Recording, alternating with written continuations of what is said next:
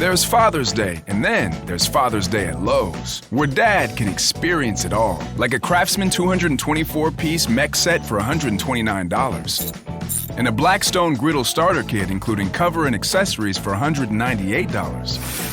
So this year, let Dad loose at Lowe's. Home to any budget, home to any possibility. While supplies last, Craftsman tool set and Blackstone griddle starter kit offer available 6/10 through 6/23, U.S. only. The following is a Hoop Ball presentation.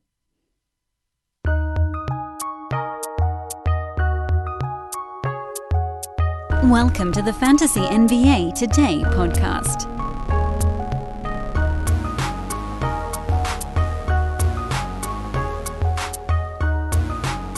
We're back in action on this Monday in week...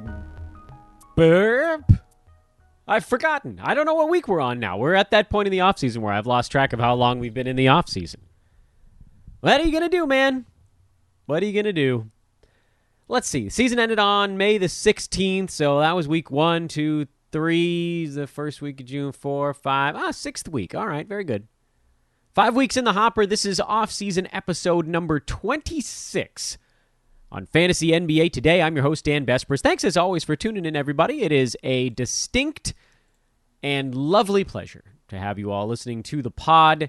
Even through the off-season, some might consider this the doldrums. Boy, the playoffs have been good, though, haven't they? I know we can't do anything fantasy-wise with what we're seeing in the postseason, other than to say, if someone has a really good game, they're going to probably get overinflated. Someone like a Terrence Mann, for instance, probably going to get overdrafted a little bit next year, if I had to guess. I mean, we'll see how the rest of the playoffs go. There's kind of no point in just guessing at stuff like that right now. There's no point. It doesn't do us any good. What are we going to do? Point back to June 21st? Oh, good summer solstice to you all. Point back to June 21st and say, hey, remember when we talked about Terrence Mann? Who cares, man? There, I think, may be too much emphasis placed on being the smartest person in the room in fantasy sports. Everybody wants to be the first person to something, whatever it might be. Problem is, a lot of times, by being the first person to one guy, you have to miss like 19 times to get there. You're constantly blowing up perfectly useful fantasy players and using up perfectly reasonable roster spots for guys that ultimately don't pan out and may even cost you an opportunity at somebody who's a bit more of a sure thing. So why? The only reason to bring up Terrence Mann right now in fantasy is to try to claim later that you were on it beforehand. I'm actually doing the opposite. I'm bringing it up early because I think a lot of people are going to be bringing it up later, and we're going to go the other way. They zig, we zag. That's why we're the boring old man squad. You can follow me on Twitter at Dan Bespris, DanBesbris. This is a Hoop Ball presentation, hoop-ball.com, the website at Hoopball Tweets on Twitter. Want to shout out my buddy William Harris at the front end of today's podcast, who debuted his own show today. The first episode of the All Rookie podcast is available via the Hoop Ball Podcast Network. It's also everywhere pods can be found, iTunes, Stitcher, Spotify, the whole deal. And it's awesome. It's all about rookies. So there's some good stuff to talk about right now for all rookie first and second teams, rookie of the year, stuff like that. But it's going to cover the young guys in the NBA. Rookies as they work their way through the entire year. It's going to have draft stuff coming up. The NBA draft is not that far away from us here. About a month. A little less, is it? A little less than a month? You guys know my stance on rookies. I don't know anything about them. So this is the perfect podcast for me. I can listen to Willem and actually get, I don't know, any kind of info about the young guys coming into the NBA. It's going to track them throughout the year. It'll have both a reality and a fantasy bent to it. And when the season starts, I believe that'll be a daily podcast. Off-season's going to be more like a couple episodes a week. But really cool stuff. Again, it's called the All Rookie Podcast. And it is available everywhere podcasts can be found. 100% free from the great William Harris. So nice work there by Mr. H. Please do go check that out. Do yourself a favor. Do me a favor. Do William a favor. Go listen to our new show. By the way, it's not the only new show coming here at Hoop Ball. I know I've been telling you guys about all the pod stuff we've been working on behind the scenes. Yeah, this is all sports stuff. Remember, I mentioned you guys, if you want to do a podcast, and it doesn't even have to be sports related, hit me up. We are looking to dramatically expand our podcast offerings here at Hoop Ball, and you'd be working with me. So what joy for you, I'm sure.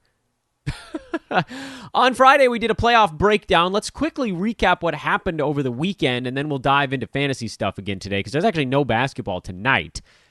We do have Clippers and Suns tomorrow. I'll be popping on with Gail Alexander on VSiN to talk about that first thing Tuesday morning, and then we'll have some more playoff betting stuff on tomorrow's episode of Fantasy NBA Today. But as we are concerned for now, over the weekend, the Clippers completed the 4-game... I don't know, what do you call it? Can you call it a 4-game sweep? After losing the first 2, Clippers won 4 in a row. Last couple without Kawhi Leonard, including in Utah. A ferocious come-from-behind win back at home to polish things off. That was on Friday after winning Game 5 in Utah. Jazz were up, what? Weren't they up like 20 in that ballgame? Clippers outscored them like 80-something to 40-something in the second half. I don't remember the exact numbers, but it was pretty remarkable. Terrence Mann, who I just talked about a moment ago, scored 39 in that ballgame. He was terrific. Reggie Jackson had 27. Pat Beverly had 12 off the bench. And both teams finally, after I talked about it for 6 damn games, both teams hit 23s in the same basketball game. 41 combined three-pointers in that one. Donovan Mitchell had 39 as well. Royce O'Neal and Jordan Clarkson had 21 apiece. But everybody else was not very good on the Jazz in that last ball game. It's really weird to look at the Jazz shooting breakdown and see that they lost this ball game. But the Clippers shot 57% in that game, which, by the way, wasn't that fast of a basketball game. By number of possessions, Clippers had like 100 possessions in that game. That's low in the modern NBA. Scored 131, 1.3 points per... I mean, that's wild. Jazz had a few extra possessions, actually. They just didn't do as much with them. Turned the ball over 16 times to the Clippers' 6, and that basically wiped out the Jazz and their 10 rebound advantage in the ballgame. Jazz take care of the basketball, they'd probably win that game, and you're probably talking about Clippers-Jazz Game 7 here on today's podcast. But instead, because that series ended and the other one already began, we will be talking about Clippers and Suns on our show tomorrow. Phoenix winning the opener, 120 to 114, shot 55% in that ballgame, and somehow, despite shooting only 9 total free throws, the Suns prevailed. Clippers hit 23s again. But Paul George didn't have quite the same magic in that first game down in the Valley of the Sun. Reggie Jackson's magic continued. He had 24 again. But I mean, there was a little bit of a rest thing going on here. Still, if you're the Clippers, I mean, here's the thing about this series. And again, I want to go into more detail on it tomorrow because there's no game tonight. But no Kawhi Leonard, no Chris Paul for we don't really know how long. What a weird playoffs the West turned out to be. That's not even whoever could survive. It's whoever could survive the best. Clippers lost their best player. Donovan Mitchell played pretty well in that closing game, but I know he was playing on a bum ankle. LeBron's ankle, AD's whole leg. I mean, it's just body after Jamal Murray. If you want to go to Denver, I know that happened during the regular season, but still counts. Michael Porter Jr. hurt himself in that series. Blazers were healthy. They just stunk. Mavs were healthy. They were pretty good, actually. They almost toppled the Clippers. Suns... Chris Paul in the protocols. Luckily, Devin Booker went nutso. 40, 13, and 11. Only 2 turnovers. This might be one of the best games of Devin Booker's career. Maybe the best game when you talk about just an efficiency standpoint. All good decisions. Made buckets. He was brilliant. DeAndre Ayton continues to play well. And this figures to be a good series for him because the Clippers, their centers are not good. They're not. Sorry. I know that there's this weird Clippers fan, like the blog circle, they love Ivica Zubac. Like he's the next big thing. But he's just a pretty good backup center. That's where he's at. And from a comparative analysis, the fact that they got Zubats for fairly useless Mike Muscala, that's a big win for the Clippers long term. But Zubats isn't actually that great of a basketball player. And you're seeing him, he basically gets played off the floor during the playoffs, as a lot of traditional centers do. Big guys that can't keep up for a whole ball game, that aren't a massive impact player on either end of the floor. They just don't have a place. DeAndre Ayton staying on the floor as a big man because he has pretty good lateral mobility, because offensively he's been very successful, and defensively he's kind of been their anchor. But you saw Rudy Gobert basically get played off the floor by the Clippers in that last round. So Ayton's going to have its hands full, but you might argue that DeAndre Ayton is better offensively, and so that's an opportunity to keep him out there.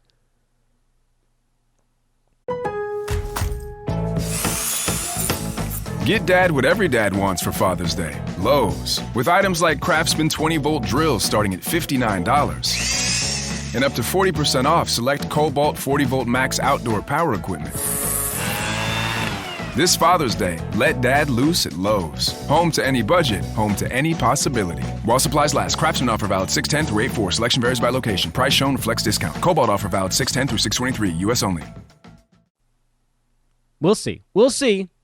Whoever gets their superstar back first probably wins this series, but I guess we'll have to wait and find that one out. Meanwhile, Atlanta went into Philadelphia and won Game 7, 103-96. Philly immediately throwing Ben Simmons onto the bus. Joel Embiid basically doing so during a post-game press conference. Obviously not pleased with his teammates' lack of aggression of any kind. Tobias Harris needed to be better in this one because Embiid wasn't getting help from Simmons. He hasn't. Seth Curry was easily their second best player in these playoffs, but certainly this series. But it doesn't matter now because if you go back to Saturday, the Bucks took care of the Brooklyn Nets. That's a loose representation of the word took care of. It was a hell of a ball game. Milwaukee won it 115-111 in overtime. Kevin Durant, James Harden played all 53 minutes of that game without a single rest. Bruce Brown rested for 1 minute. Chris Middleton rested for 39 seconds. Giannis rested for 3 minutes, and he seemed to hold up the best. I guess he's probably still the youngest of that bunch, huh? Brook Lopez played 46 minutes, and he was really good. Drew Holiday was not very good. He's going to have to get it cranked up a little bit. But Bucks and Hawks, I had Bucks and Sixers, actually, in my Eastern Conference final, so I really was damn close. Philly needed to pull that one out of their rectum in Game 7. They could not. It remains lodged firmly in their rectum. So I don't know. We'll break that one down on tomorrow's show as well. We'll do a little series. I know that one of the series already started, but we'll talk a little bit about a series preview in the East and then a series preview in the West with the series already a 1-0. But we do now have our conference finals. They are underway. Let's talk Dan Besbris' old man squad. That's where we left off. We did one player on Friday's show. We talked Kyle Lowry. And for those that missed, I've forgotten. I think it's Wednesday, Thursday, and then the one player on Friday. I think that's as far back as the old man squad discussion goes. On Wednesday of last week, we talked about the superstars on discount. I'll try to keep that terminology together. That's the Dan Besbris sods. Can't call them the D-bombs or the D-sods. That doesn't quite run. So we're just going to call them the sods. And then the old man squad, OMS, OMS. And then we've got the non-boring value guys, which we'll get to eventually, and continues to be kind of hilarious to me that the non-boring guys turned out to be the worst, which is almost like the way you're like, oh, Dan, did you script it? No, I actually liked those guys.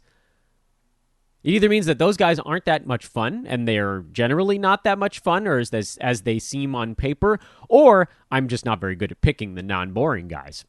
But I think I am, actually, in general, pretty good at this stuff. I win a lot. We lose a little, but we win a lot. So let's talk a little bit more about the old man squad, because on Friday we talked about Kyle Lowry and why that one missed. After the first 4 old man squad picks were resounding victories. Gobert, Vooch, Chris Paul, and Chris Middleton were the first 4 listed. And they're listed, by the way, organized by their Yahoo preseason rank. So it's not how much I like a player. I was just sort of going down the board. But Gobert, Vooch, Chris Paul, Chris Middleton, these guys I thought were relatively safe and predictable wins that went over their expected performance level because of, well, for Middleton, it was durability. For Chris Paul, it was durability. For Vooch, it was both. He was durable and he was number 11 on a per-game basis. And for Gobert, it was actually a little bit of both.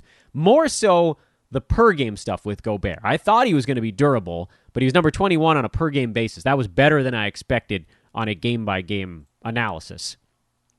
So we had all of those in really good shape. And then for some reason, we took a swing with a guy like Kyle Lowry.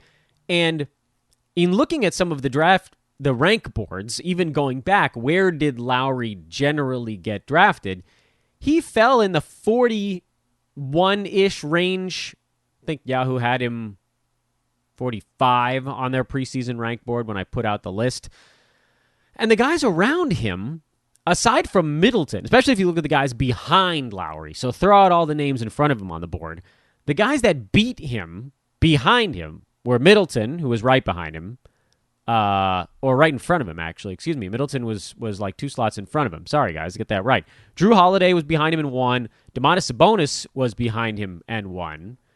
I don't know how Domantas didn't appear on my board here. That's a gross oversight. Just looking at on a per game basis, Lowry was what? He was 56 per game this year. Jaylen Brown, Jonas Valanciunas, and then really you got to go all the way to C.J. McCollum, but he missed a ton of time. Michael Porter Jr., he also missed a pretty good chunk of time. Not nearly as much as McCollum or Lowry did, but still a pretty substantial moat. And then Clint Capela, Tobias Harris. So you're moving. The reason I rattle off some of those names kind of quickly is that at that point, you've now moved 2 rounds down the board, which presents you with a very difficult decision on draft day. If you have pick 45, you're sitting on Kyle Lowry. Maybe somebody even already took Domantas Sabonis just to make your life difficult. Do you go as far as a Jonas Valanciunas, who, by the way, did make our list with an ADP of 54, 9 slots later? Do you dare? Or do you take Lowry and hope that JV makes it back to you? These are the decisions that we're always wrestling with on draft day. How far down the board are we willing to venture? Well, after doing our analysis earlier in How Did Yahoo Do, we realized that the 41 through 50 range was one of their worst groups of 10, at least until you get the 80-90 range. So that probably would have been a good thing to know. To say, well, you know what? Here, I'm in this 41 through 50 range. The guys that I think could actually go top 40 in that group are Lowry, Middleton, Sabonis, Mitch Robb, maybe JV. So 5 out of the 10 that I thought could get themselves near the top 40 on a per-game basis. So yeah, at that point, you're probably either dive-bombing down to Mitchell Robinson or Jonas Valanciunas, because someone probably already took Domantas Sabonis. I think he ended up going ahead of Lowry on actual draft days, but I may be misremembering that. And so with Kyle Lowry, I think that was one of those situations where we had him on our board. It was probably a little bit dumb, but if we didn't, there was going to be this giant drop-off. The next old man squad guy, it was going to go Chris Middleton, and then there wasn't going to be another one for basically a full round. So what do you do? Who do you draft in there? In any event, let's start talking about some of the next guys on the board. The next one is DeMar DeRozan, who had a preseason rank of 50 on Yahoo. That actually ended up getting adjusted down to 53 somehow. I don't really know how that happened. But believe it or not, his per-game rank was 53. So he was basically right on his mark. Even if you take 50, you call 50 to 53. That's a wash.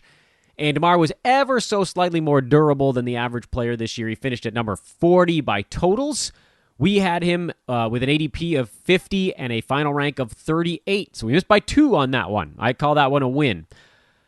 Process-wise, though, I think we do need to break this one down a little bit because I thought DeMar DeRozan would actually be a little bit better on a per-game basis and a little bit worse by durability. Now, as it turns out, he was slightly... I mean, it wasn't this big cataclysmic miss on both of those, but, I had him playing basically league average number of games, but being more or less spot on. Like, I thought he was going to be a guy who got drafted. What do we have, Matt? We had him at 38. I thought he was going to beat his ADP on a per-game basis. He was going to be like number 45 per game, and then maybe play league average games, or maybe one more game than league average. That pushes you up into that 40 range. But I'm not going to crack my own skull on this one. I think that one was close enough where we can probably just call it generally a success. And move along to the next one, which was probably our biggest miss in the whole old man squad, and that was LaMarcus Aldridge, who I have to admit, even as I was putting him on the list, I had reservations about it. You guys may remember me talking about this right after I had my own draft, where I was staring down the barrel of LaMarcus Aldridge and Miles Turner, and I went Miles Turner in a few spots, who for some reason I'm now having trouble locating on my... Oh, there he is. He's like 4 or 5 spots behind him. It got to me and I thought, there's something I'm not fully handicapping on Aldridge. Like, he got on the old man squad. It was a by default ranking, and that was not good handicapping. It's why I didn't pick him in drafts. And that sucks because I shouldn't have put him on the board, and that sucks for you guys that I wasn't even taking my own guy. Now, admittedly, he ended up quitting basketball because of a disease, irregular heartbeat, I believe. And yeah, I mean, this season would have gone better. Perhaps some of his issues this year were because he was dealing with that stuff. So maybe he hits or gets closer to his mark if he's not dealing with stuff. But I look back at last year, where he had an unseasonably high number of blocks, while at the same time you could see that his rebounding was dropping off precipitously. It wasn't anywhere near where it used to be. And then this year you saw the rebounding just fall straight off a cliff. The block rate actually stayed relatively high, but his total minutes per game came down. His field goal percentage came down as he stepped out and took more threes. There was this oldening of him last year that was starting to take effect, and we sort of dodged the LaMarcus bullet last year because of how good he was at shot blocking in this weird, like, he gave you value in a place we didn't expect him to and probably shouldn't have expected it to continue. And so he never really belonged. He's a member of an old man squad, but at a certain point, guys get too old for the old man squad, where they then become a risk factor for all sorts of other stuff. I didn't think it was going to be a regular heartbeat, but injuries, rest days, all that type of stuff creeps in, and there was never really any hope he was going to be playing a full complement of minutes this year. So what was I doing there that was just idiotic, and he should have never made the board, and the fact that I sort of yanked him off at the last second as I was going through my own drafts the day before the season start was indicative that I should have never put him on there to begin with. So yeah, that was lazy handicapping. Some of that was because of the quick turnaround season to season. Maybe we didn't have time to go in and say, does this actually make sense? But that's just not something you can do with a list you're putting out into the world, which is what I did. And we'll probably have guys like that this coming season. We're going to have to really deep dive a guy like a Kyle Lowry, who... It's different because he had a down year, so there's actually going to be additional value, where Aldridge is actually coming off a pretty good year, rank-wise, but we saw all these signs of things going the wrong way for him. I'll admit there really isn't anybody all that obvious in terms of carryover on this list that I'm about to go through with you guys that are sort of like an old dude who's just barely hanging on. Chris Paul... he's probably the old man squad member that I'm the most worried about putting back on the list for the following year. Like, if I was just going to close my eyes, and there are other things that could go weird, like Buddy Hield is coming up at some point on this list, and by the way, his season actually turned out not that terrible. He was 56 pre-rank, and he actually finished at 38 by total. So he beat his mark on the total side despite underachieving on the per-game basis. But the point is, like, weird things can happen. He's a guy that could maybe get traded. If you push all that aside and just think of it from a pure what's happening to this player standpoint, close your eyes and look at this whole list of names. Chris Paul, who's very old, and you're like, we've cashed in on him big time, 2 years in a row. But at a certain point, the fuel in the tank is going to start to run dry, and you're going to get hit with one of those, okay, yeah, I am a little bit old sort of years, where, like, presumably if he's back in Phoenix again next season, and I don't know, do they win the title? They're not going to have that much to prove during the regular season next year. That's going to be a keep everybody healthy type of year, where this season, that was an over-season win total bet we gave out on this podcast because they had everything to prove during the regular season. We belong. They don't need to do that anymore. And then the other one is Kyle Lowry, because was this a one-off, him just playing for a team that stunk in a city they didn't belong? Or is this the beginning of the downslope? Fantasy stat set-wise, it looks more like a one-off, although he's generally pretty beat up. You know, Kyle Lowry's not a guy who's playing all 82 games next year. But, like, he had 17 and 7.5, 5 rebounds. He still did the stuff that's good for him. The steals were way down. That's something to keep an eye on. All that stuff needs to go into the handicapping.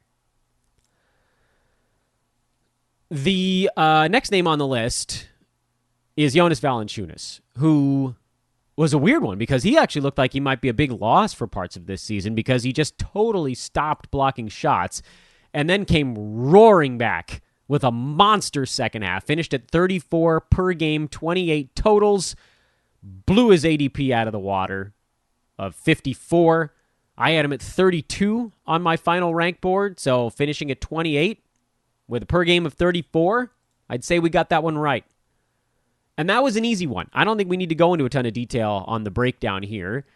JV was handicapped because everybody kept telling me that Memphis was going to be playing young guys more at center, whether it was going to be JJJ or Xavier Tillman or whatever. But no, those guys can't. Those guys don't rebound. Those guys don't have the interior presence that JV has. As fast as the Grizzlies want to play, they were so much worse against good teams when JV was off the court. He was so critical for them. Without him out there, they were just getting smoked on the glass. No one on that team rebounds, really, besides Valanciunas. So, he's another one where I'm guessing people didn't realize how good he was again this year.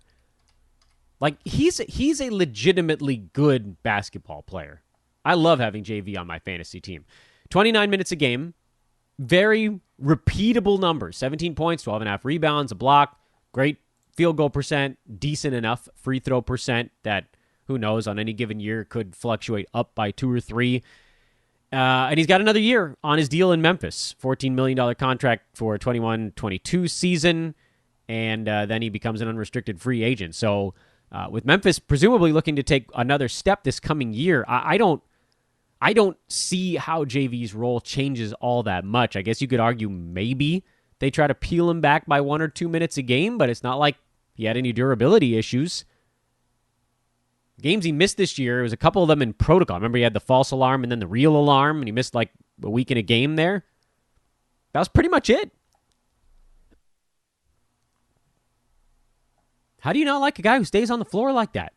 Unless everything's going wrong. Unless he's got COVID, effectively. Or exposed to COVID. So, obliterated his ADP. Easy win, JV. Love that one. And we'll probably go back to the well there if the price is even decent. Buddy Hield is a weird one. Maybe we'll do Hield and one more player on today's show. I don't know. We'll see how far we go. Buddy Hield is a weird one because he's the guy who crushed his ADP.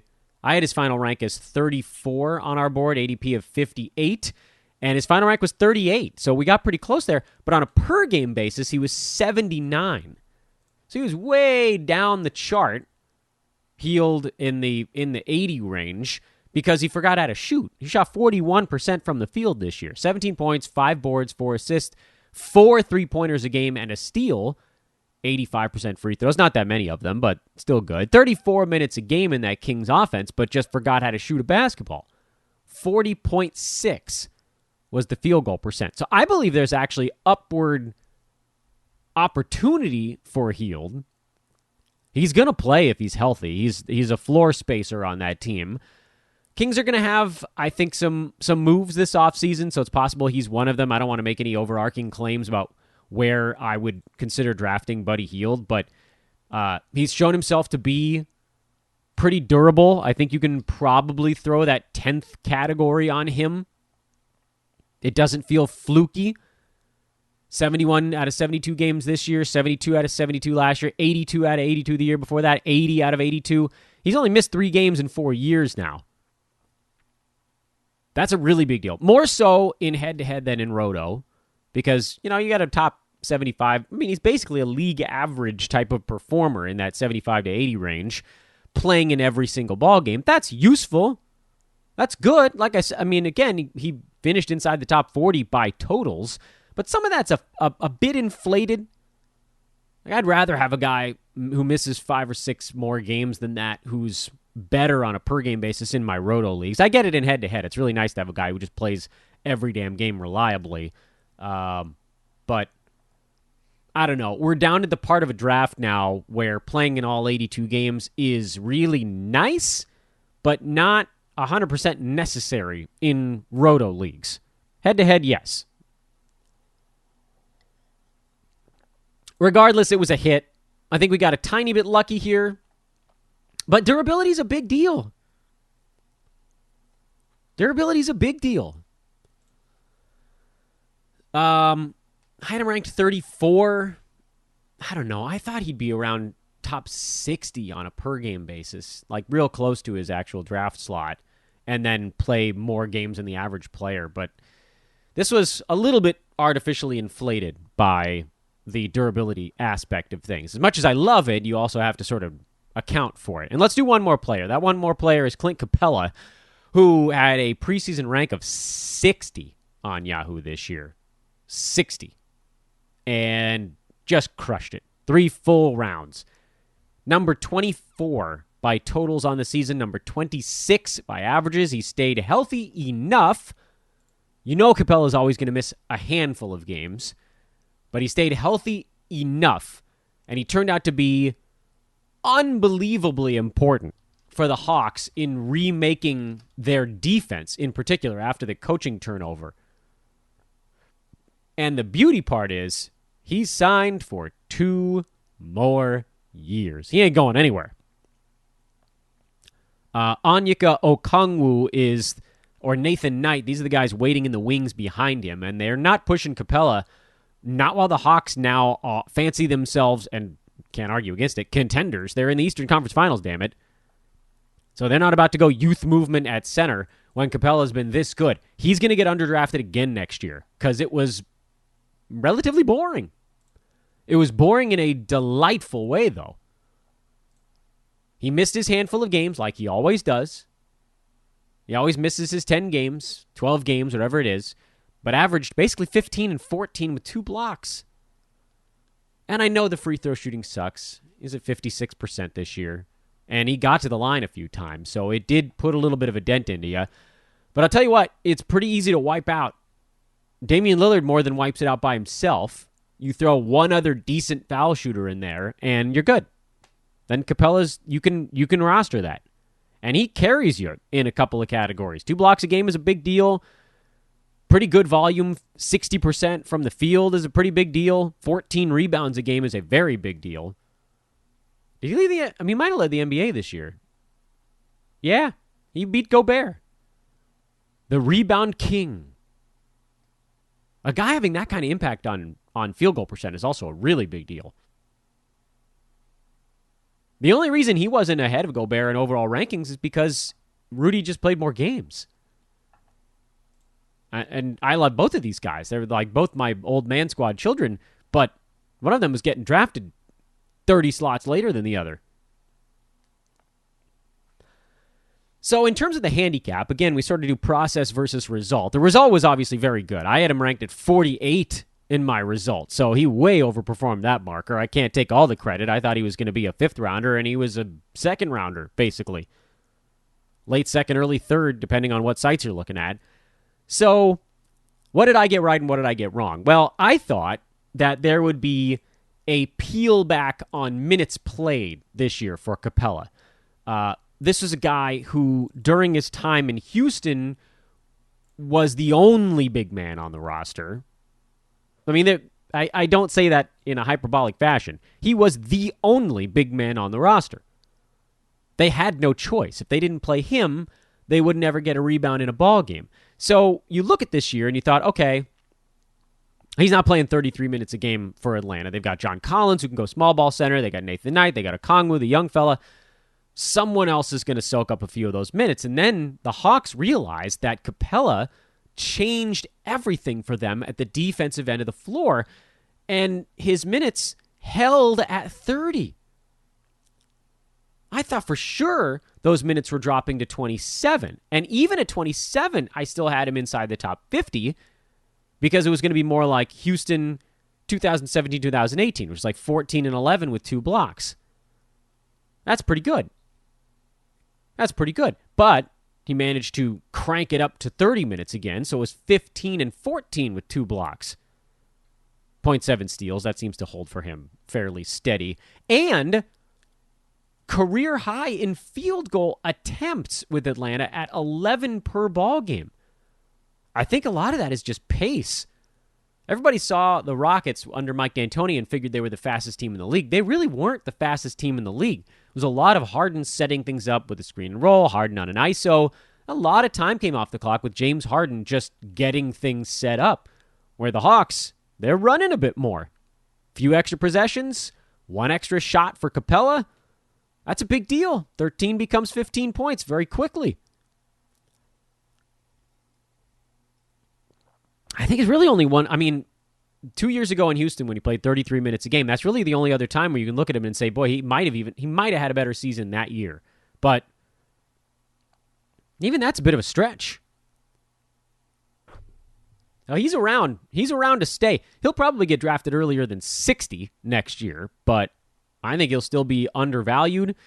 I think the reason perhaps, and I don't know, we're at a juncture now in late June where we don't really know, but I believe that the reason he goes earlier is not necessarily because of how good of a season he had.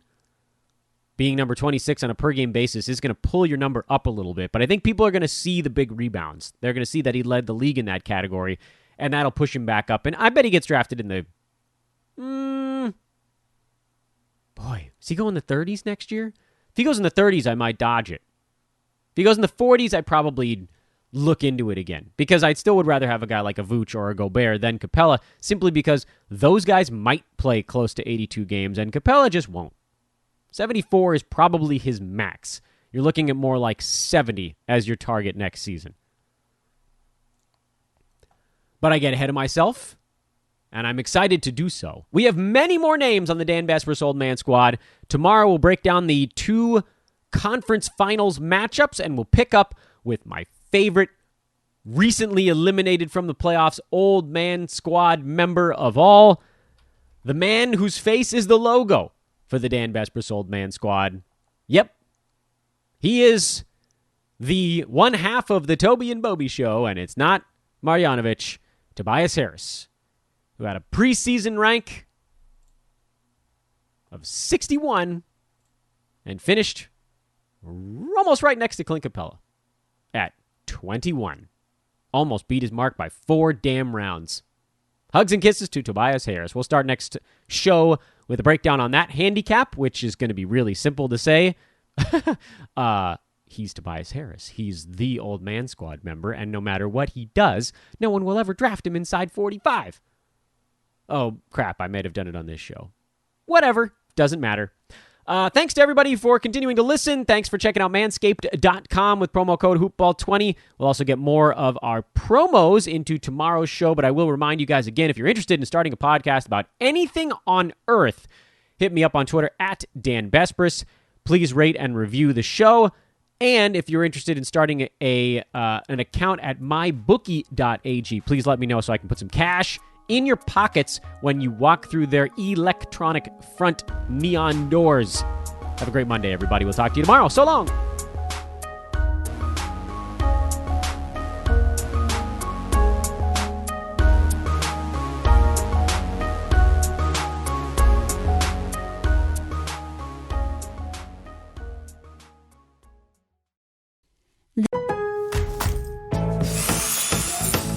Get dad what every dad wants for Father's Day. Lowe's. With items like Craftsman 20-volt drills starting at $59. And up to 40% off select Cobalt 40-volt max outdoor power equipment. This Father's Day, let dad loose at Lowe's. Home to any budget, home to any possibility. While supplies last, Craftsman offer valid 6/10 through 8/4. Selection varies by location. Price shown, flex discount. Cobalt offer valid 6/10 through 6/23. U.S. only. Trying to find the right graduate school shouldn't be as hard as, well, graduate school. GradSchoolMatch.com matches you with the perfect institution to fit your educational needs and goals. Focus on what matters. Strike a match. Ignite your future. Visit GradSchoolMatch.com today.